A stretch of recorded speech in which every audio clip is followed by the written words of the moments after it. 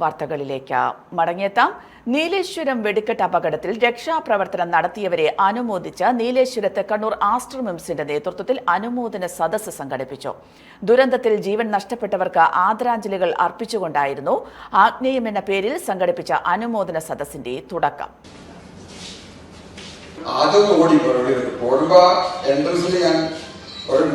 കുട്ടികളുടെ മുകളിൽ ആൾക്കാർ ഓടുന്നുണ്ടായിരുന്നു. അവരെ പൊക്കിയെടുത്തു. അവരെ ഞാൻ ശ്രീജിത്തിനെ ഏൽപ്പിച്ചു. ശ്രീജിത്ത് വെളിയിൽ തന്നെ ഉണ്ടായിരുന്നു. പിന്നെ വീണ്ടും അകത്തോട്ട് പോയിട്ട് അതിനകത്തുണ്ടായിരുന്ന ആരാറിയില്ല അത് ലേഡി അവരെ പൊക്കി. ഒന്നും പേടിക്കാൻ പറ്റാത്ത വിധത്തിലായിരുന്നു മനസ്സും. ഞാൻ പട്ടാളത്തിലുണ്ടായതുകൊണ്ട് കുറച്ച് ധൈര്യം വന്നാൽ മാത്രം തിരിച്ചതിനകത്തോട്ട് വീണ്ടും പോയത്. അന്നേരം കുറെ ചെറുപ്പക്കാരൊക്കെ സഹായിക്കുന്നുണ്ടായിരുന്നു. ആൾക്കാരെ എടുത്തിട്ട് ആരും അങ്ങോട്ടും അറിയുന്ന ആൾക്കാരായിരുന്നില്ല. 30+ ആൾക്കാർ ഞങ്ങളുടെ അടുത്തേക്ക് വന്നു. അത് നിങ്ങളാണ് സൂപ്പർ. ഞങ്ങൾക്കും അവിടെ ഉണ്ട് കുറെ സൂപ്പർ ചെയ്തത്.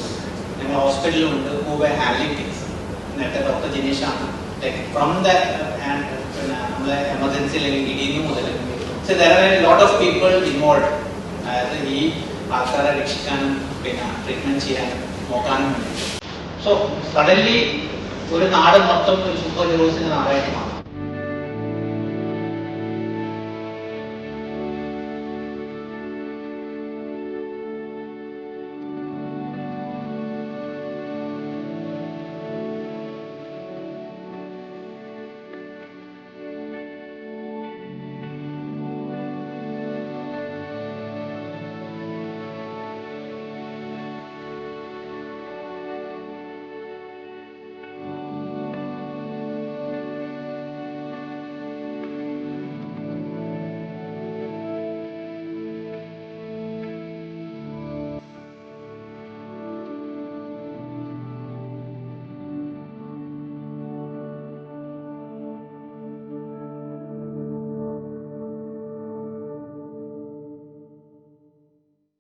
വെടിക്കെട്ട് അപകടത്തിൽ ഏറ്റ പരിക്ക് അതിജീവിച്ചവരും രക്ഷാപ്രവർത്തകരും ഒരുമിച്ച വേദി അപൂർവതയായി മാറി.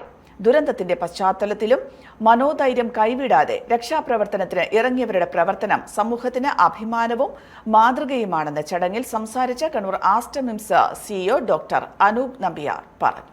പൊള്ളലേറ്റാൽ നിർവഹിക്കേണ്ട പ്രാഥമിക ചികിത്സാ രീതികളെക്കുറിച്ച് Kannur Aster MIMS critical care വിഭാഗം മേധാവി ഡോക്ടർ റിനോയ് ചന്ദ്രൻ, പ്ലാസ്റ്റിക് സർജറി വിഭാഗം ഡോക്ടർ നിബു കുട്ടപ്പൻ, ഡോക്ടർ അർജുൻ ഉണ്ണികൃഷ്ണൻ തുടങ്ങിയവർ പരിപാടിയിൽ വെച്ച് നിർദ്ദേശം നൽകി.